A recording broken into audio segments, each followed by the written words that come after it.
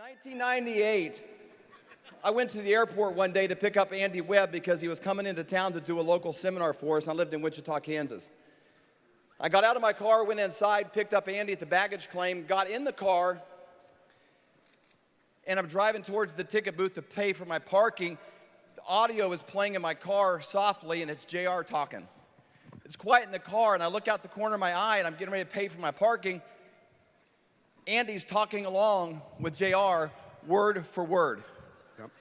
So I pay for my parking, and I start talking along with JR, word for word, and for 2 minutes, driving down Kellogg Road in Wichita, Kansas, we're both talking word for word without missing an or a from JR perfectly, word for word. And I thought to myself, you know, people are buying tickets to come here to hear Andy train, and they're looking for a key, they're looking for a shortcut, they're looking for how can I get where Andy is, what's his great line.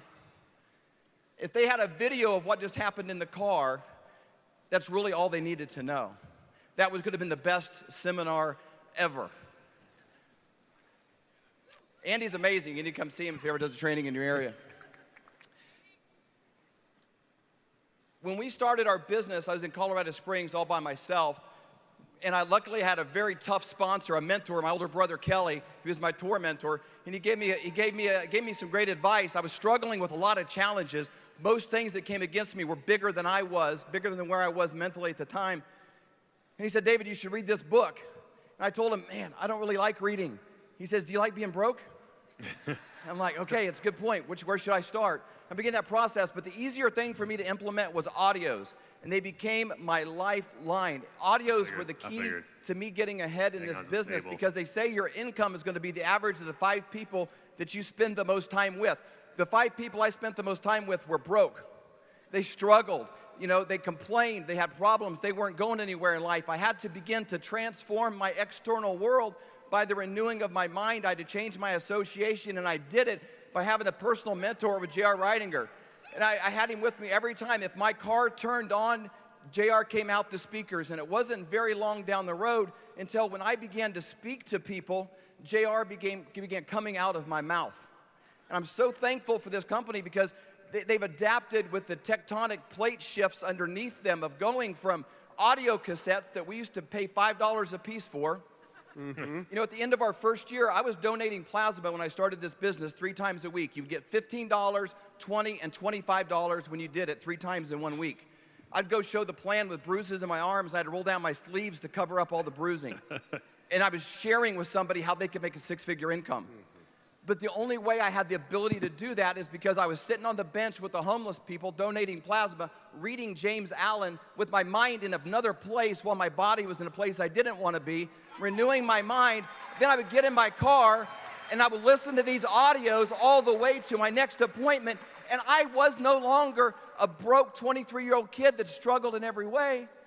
I was a successful millionaire. I was on my way to a 6-figure income, and I would get out of my car and I would tell JR, my personal consultant, I would literally say this. I'd say, JR, hold that thought. I'm going to be back in a little bit. You just wait here. And I would go into the grocery store. I'd go in to show the plan, but everywhere I went, I had JR playing. I'm going to use an example with you real quick because a lot of you guys spend a lot of money, you spend a lot of time and effort to be here, but the biggest breakthroughs, the things that are going to cause the biggest explosion in your business truly are free. It's free to say hi. It's free to smile.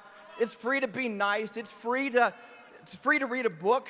Everybody has access to book knowledge and information today, and it's free now with the audio player and the updates that they've done. I mean, I would come over and hug you again if it wouldn't be so weird. These guys listen to the needs we have for the audio player, and I don't even want to get into the updates that they've done it in the last 48 hours, but it's incredible. And I challenge you to make this a part of your daily routine because you can't live from major event to build your belief. It's the daily processes. Okay, so here's the example I want to give you. I didn't see when I started, so what I got? What's that? I've got one time for a story. You got 4 minutes. 4 minutes. You guys ready? I could give you a day's training here real quick, so don't get hurt. The majority of the things you're thinking about right now, the feeling of the chair against your body, the awareness of my voice, the thinking, everything you're doing right now is probably about 10% of your mental capacity. 80 to 90% of what's going on is on a subconscious level. You're not even aware of it. You think you want to become a director, but your behavior doesn't line up with it. You think you want to lose weight and do transitions, but you're eating pizza at midnight. You know, how do I know that? Because I've eaten pizza at midnight. So you're battling against this subconscious level of thoughts, and I don't know exactly how this works, but I can tell you it works because we changed our lives. We've changed the lives of dozens of million-dollar earners in our organization, and this room is full of people that are doing it as well. There's an example by a guy named, I think his name is Vince Pacenti. He wrote a book, but a lot of people use the same example of an ant sitting on the back of an elephant. In your conscious mind, the thoughts that you're thinking right now are like that ant. And that ant may say, I'm going to be a director, and he's walking south. But if he's on top of an elephant that's going north, it's kind of irrelevant. And the only way that I know, besides changing the words that come out of your mouth, and that's a lot easier if you begin to change the words that are coming into your ears, because you're probably not surrounded by people like JR that are telling you can do it all the time.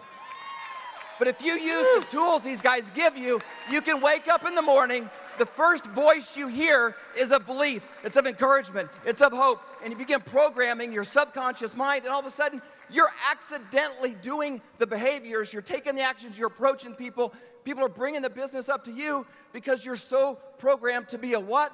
A hopeless success. That's right. You're programmed to do it, and it happens because you're so swept up in a current of a future reality that is in conflict with your current situation. And if you listen to enough audios and you start to believe what you're hearing, you will change your current circumstances to match that future reality. And before you know it, I remember one day I was sitting, I used to work at a car wash as one of my extra jobs, and I dry cars, and anything I could do to make money, it was legal. And I remember one day I was sitting there talking to Jackie Blasco on the phone. She was a six-figure earner in our organization, watching somebody dry off my Lexus. And it hit me then. I didn't even realize how quick it had happened. But I became somebody different, and it didn't happen at one event. It happened by a daily process, a daily method of operation using the tools that they've given you. You guys, they've given you everything, but you've got to use it. Thank you.